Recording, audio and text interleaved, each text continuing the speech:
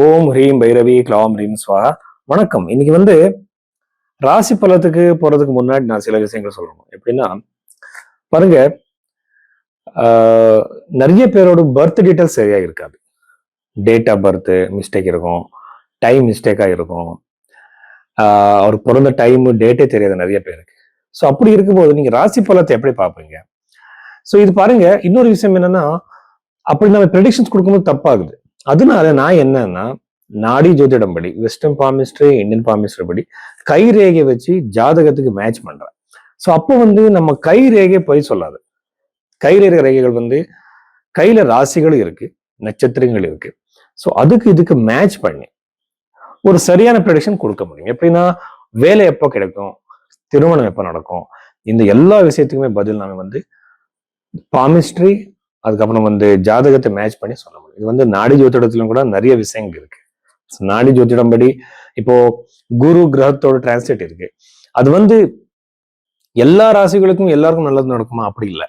எப்படின்னா, நம்ம அது எவ்வளவு ஒரு ரவுண்ட்ல வருது. இப்ப பாருங்க, ஒரு ரவுண்ட் வர்றதுக்கு 12 இயர்ஸ் ஆகும். எத்தனை ரவுண்ட்ல அது இருக்கு உங்க ஜாதகம் படி?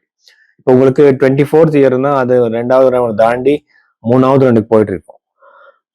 ஸோ அப்படி இருக்கும்போது அது எல்லாமே எப்படி நம்மோட லைஃப்க்கு அது எப்படி எஃபெக்ட் பண்ண முடியும் தெரிஞ்சுக்கிறது எப்படின்னா, அந்த ஜாதகம் நம்ம கைரேகை எல்லாமே பார்க்கணும். ஸோ அப்படி நான் ரிசர்ச் பண்ணி ரொம்ப அதுக்கு டைம் வேணும் அது பார்க்கறதுக்கு. சும்மா ஒரு ஜாதகம் கொடுத்தாலே 5 மினிட்ல எல்லாமே சொல்றாங்க. ஜாதகம் பார்த்த உடனே பெருசான பூஜை எல்லாம் சொல்றாங்க, ஜெம்ஸ்டோன் சொல்றாங்க, என்னென்னமோ சொல்றாங்க. எல்லாமே ஜோதிடத்துல இருக்கா? கண்டிப்பா இல்லை.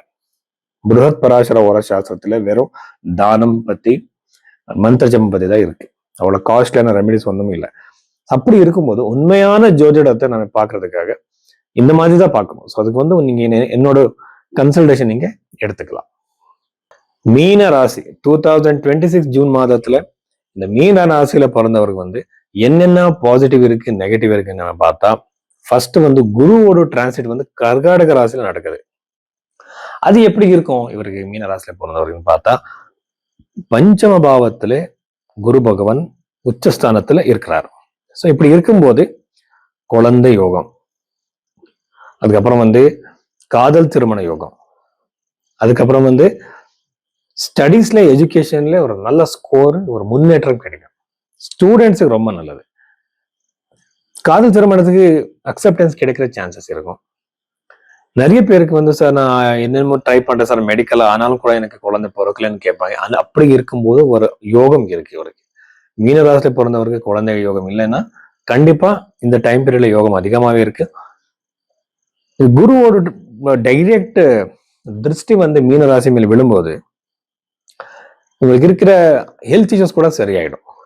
இது ஃபர்ஸ்ட் விஷயம். இன்னொரு விஷயம் என்னன்னா, இந்த குரு கிரகத்தோடு ஒரு எப்படி இருக்குன்னா, 12வது வீட்டுல இருக்கிற ராகுனால வெளிநாட்டுக்கு நீங்க போற யோகம் அதிகமாக இருக்கு.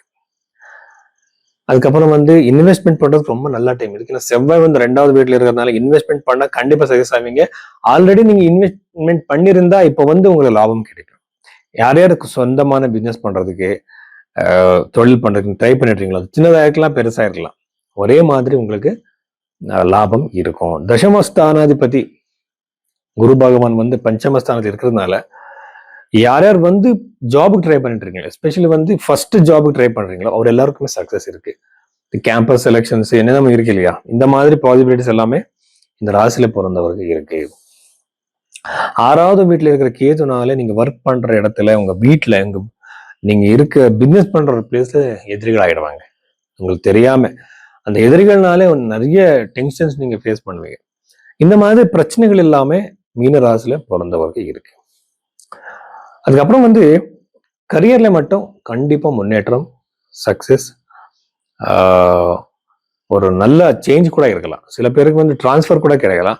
சில பேரும் இடம் சேஞ்ச் ஆகிற சான்சஸ், பொசிஷன் சேஞ்ச் ஆகிற சான்சஸ், சேலரி அதிகமாகிற சான்சஸ் இந்த ராசியில பிறந்தவருக்கு இருக்கு. ஸோ இவ்வளவு விஷயங்கள் மீன ராசியில பிறந்தவருக்கு